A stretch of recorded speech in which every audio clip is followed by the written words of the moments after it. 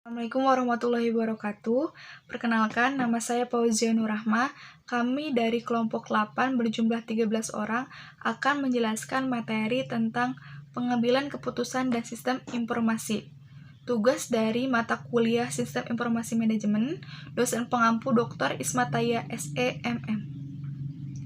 Adapun latar belakang dari materi hari ini yaitu perkembangan sistem informasi manajemen telah menyebabkan terjadinya perubahan yang cukup signifikan dalam pengambilan keputusan yang dilakukan oleh manajemen, baik tingkat operasional maupun pimpinan pada semua jenjang.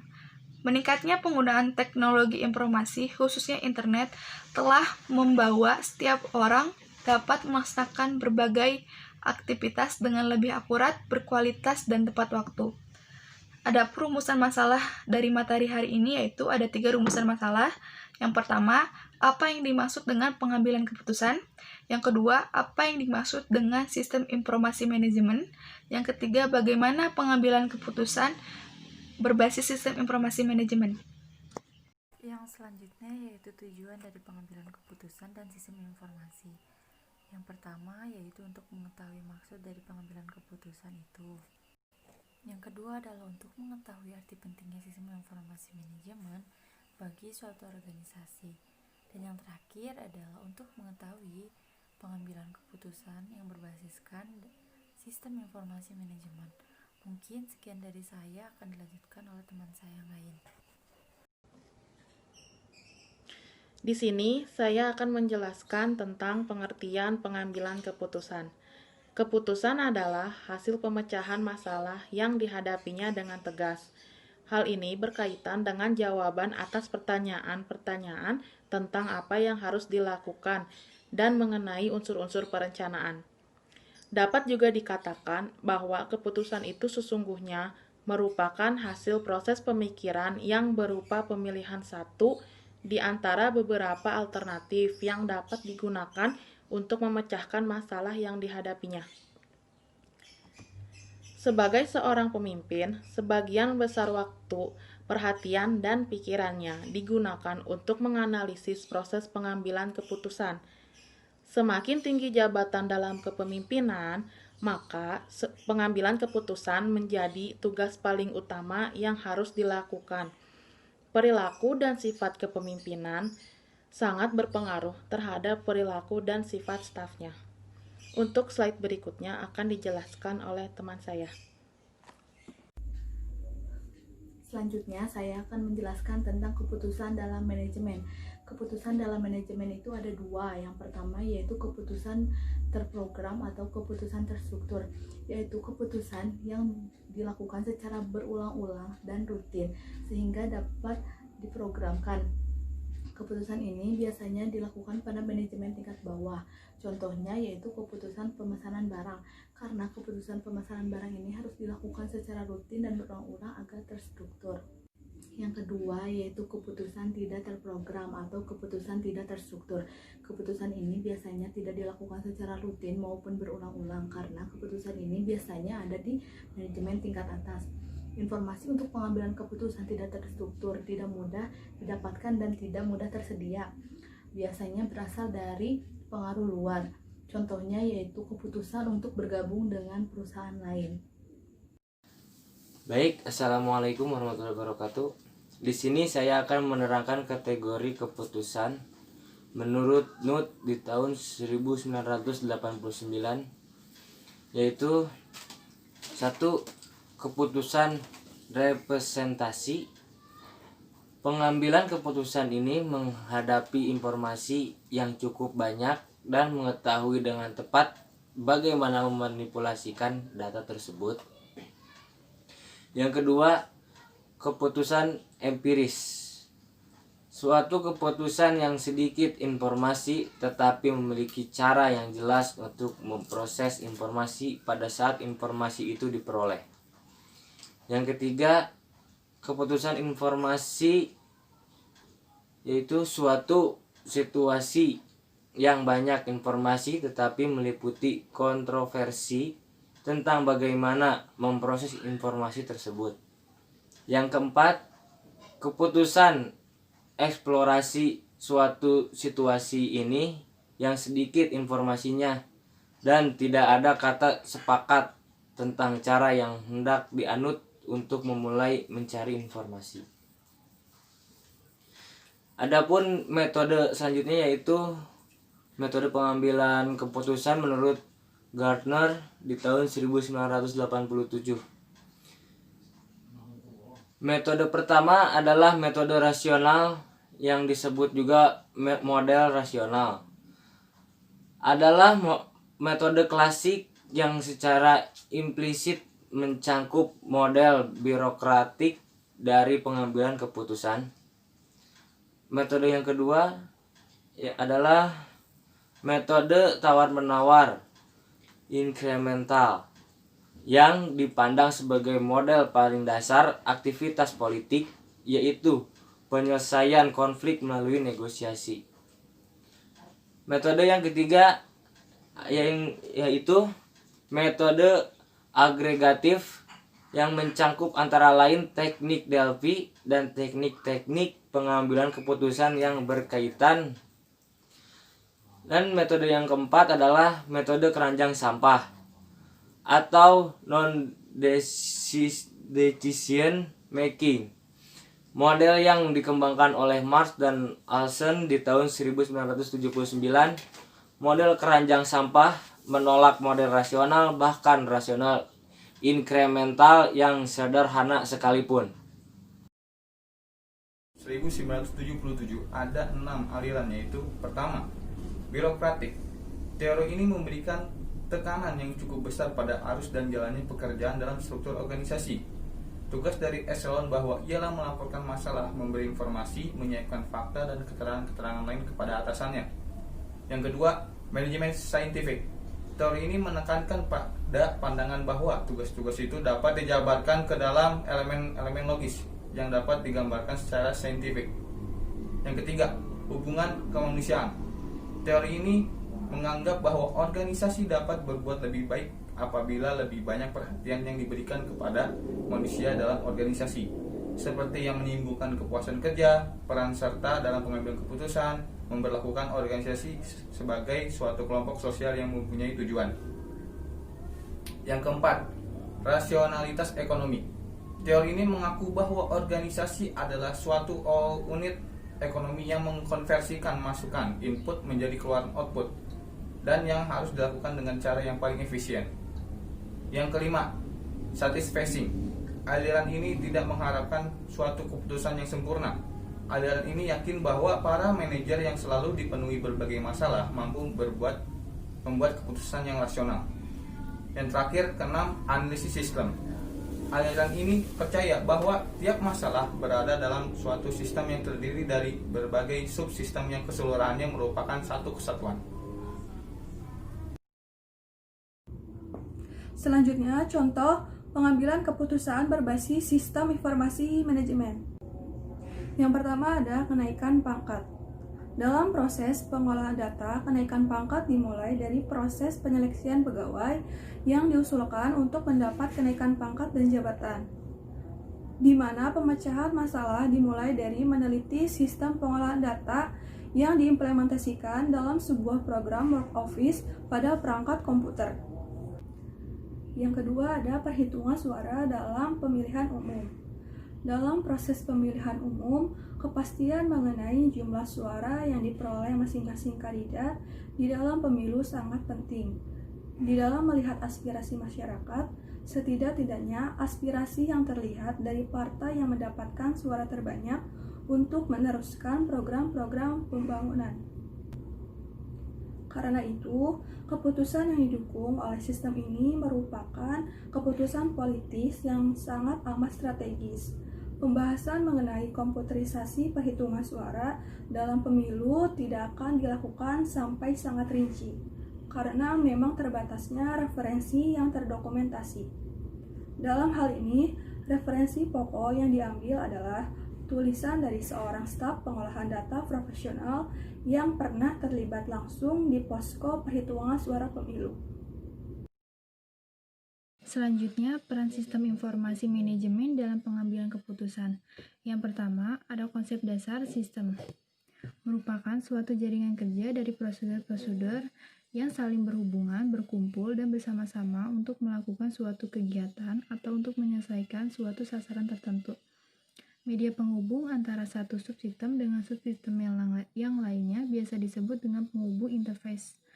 Melalui penghubung ini memungkinkan sumber-sumber daya mengalir dari satu subsistem ke subsistem yang lainnya. Melalui penghubungan keluaran atau output, untuk subsistem akan menjadi masukan atau input subsistem yang lainnya. Dengan penghubungan satu subsistem dapat berinteraksi dengan subsistem yang lainnya membentuk kesatuan. Jadi batasan dan penghubungan atau interface di dalam suatu sistem ditelaah secara cermat untuk menjamin jumlah semua subsistem merupakan keseluruhan sistem. Sebagai contoh, proses penggusuran sebuah sistem menjadi beberapa subsistem yang lebih kecil lagi sehingga mencapai ukuran yang mudah untuk ditangani. Proses menjadikan faktor-faktor suatu sistem ke dalam subsistem adalah penting dalam menyederhanakan masalah.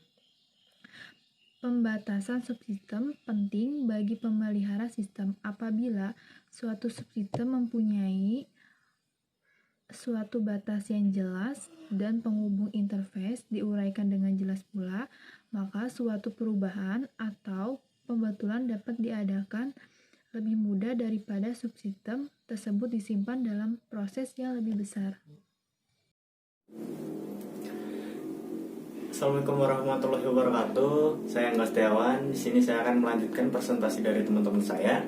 Selanjutnya yaitu materi tentang informasi. Nah, informasi itu apa sih?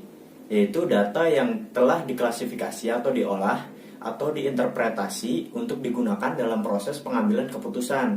Itu bisa disebut dengan informasi. Nah, fungsi utama informasi sendiri itu adalah menambah pengetahuan dan mengurangi ketidakpastian pemakai informasi. Nah, informasi yang disampaikan kepada pemakai mungkin merupakan hasil data yang dimasukkan ke dalam dan pengolahan suatu model keputusan.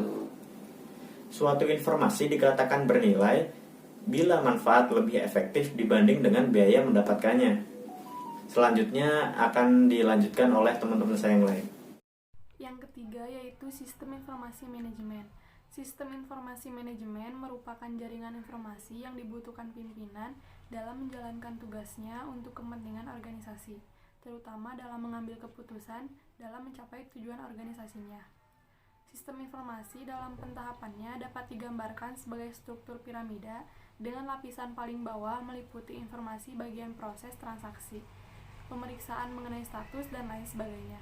Tahap berikutnya meliputi sumber informasi untuk mendukung perencanaan taktis dan pengambilan keputusan bagi pengawasan, dan tahap puncak meliputi sumber informasi guna menunjang perencanaan dan pengambilan kebijakan oleh manajemen yang lebih tinggi.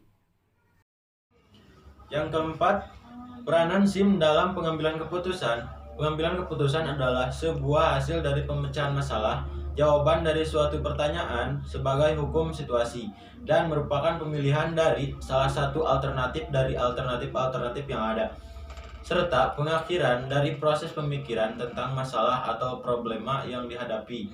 Adapun hasil dari pengambilan keputusan adalah keputusan decision. Ya, assalamualaikum warahmatullahi wabarakatuh. Saya Angga Setiawan. Di sini saya akan melanjutkan presentasi dari teman-teman saya tadi.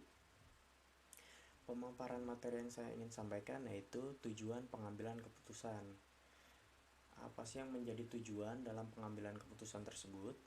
Di sini saya mendapati dua tujuan yang bersifat tunggal dan bersifat ganda.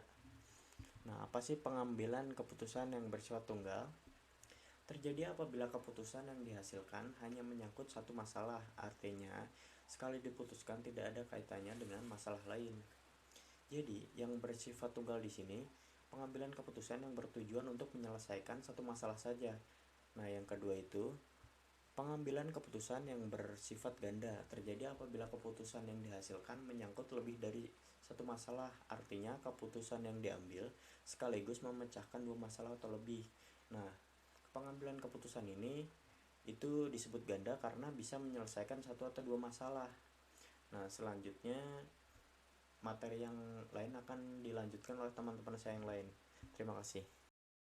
Materi selanjutnya yang akan saya bahas yaitu tentang faktor-faktor yang mempengaruhi dalam pengambilan keputusan.